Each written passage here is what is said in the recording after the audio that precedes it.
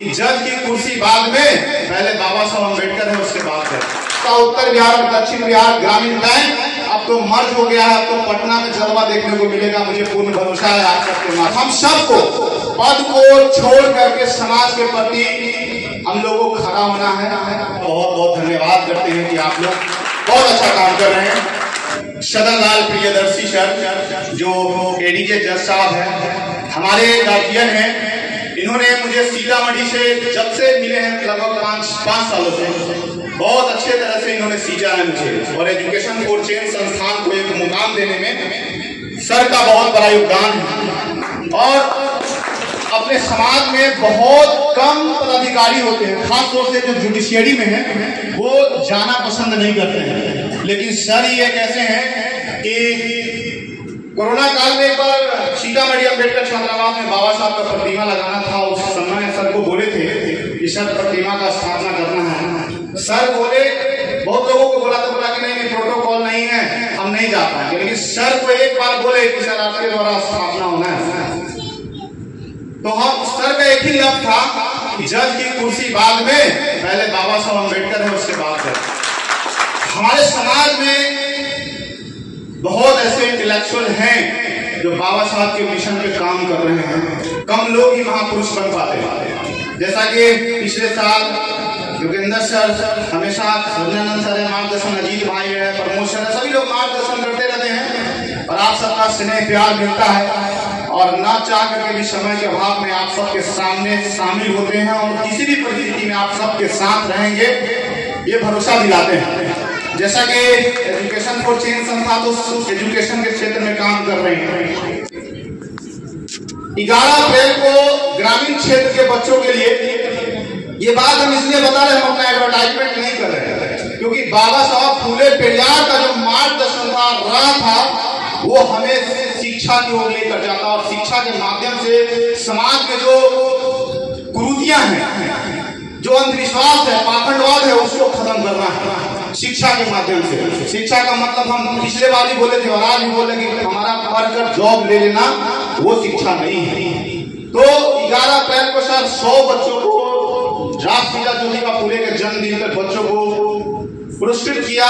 बहुत सारे अधिकारी आए, उसमें डॉक्टर आए, उसमें भजनानंद सर भी शामिल हुए थे। बहुत अच्छा कार्यक्रम हुआ। उसके बाद 12 तारीख को हमने मुशहरी प्रखंड के राजानगर वार्ड नंबर 1 में मैंने 100 डॉक्टर को उतारा, मेडिकल कॉलेज के डॉक्टर के जो हमारी टीम के लोग हैं, और 1000 परिवार के लोगों को निःशुल्क जांच और दवा जो भी सुविधाएं हो सका वो हमने कराया, हमारी टीम ने कराई। और आज 14 अप्रैल है और कई जगहों पे जाना है।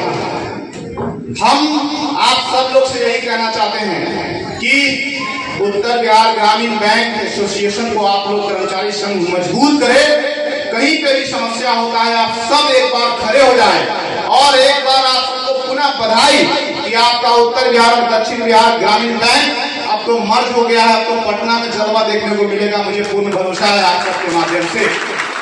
बहुत अच्छा कि आप लोग काम कर रहे हैं और हम अपनी बात क्या बोलेंगे, हमारे जो जज साहब आए हैं उनकी बात को सुनेंगे, बहुत बारीकी से एग्जाम्पल के साथ बताएंगे, बहुत कुछ सीखने को मिलेगा। हम सबको पद को छोड़ करके समाज के प्रति हम लोगों को खड़ा होना है। कभी भी ये नहीं सोचना है कि हम पदाधिकारी हैं तो कर्मचारी से कैसे मिले।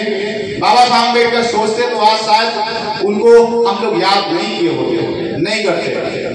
जितने महापुरुष हैं उन महापुरुषों को वो कहते नहीं गए कि तुम मुझे पूजा करना, मेरी मूर्ति पे माला चढ़ाना।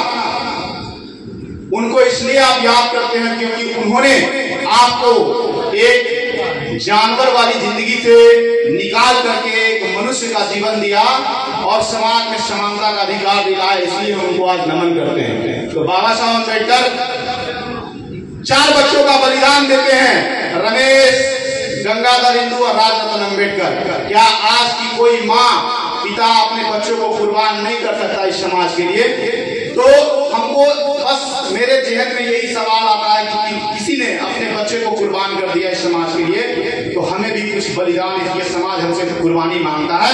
और संतोष अम्बेडकर अपने जीवन में इस मिशन के प्रति कुर्बानी देने के लिए भी तैयार है। खास तौर से जो हमारे समाज की महिलाएं हैं, उनसे कहना चाहते हैं कि आज बाबा साहब अम्बेडकर ना होते, किसी भी जातीय धर्म की महिलाएं, तो आज आप बैंक मैनेजर नहीं बनते, आप दरोगा नहीं बनते, IAS नहीं बनते, IPS नहीं बनते। तो ये सारा का सारा श्रेय बाबा साहब और माता सावित्रीबाई फुले और राष्ट्रपिता ज्योतिबा फुले को जाता है। बहुत बहुत धन्यवाद आप सबका।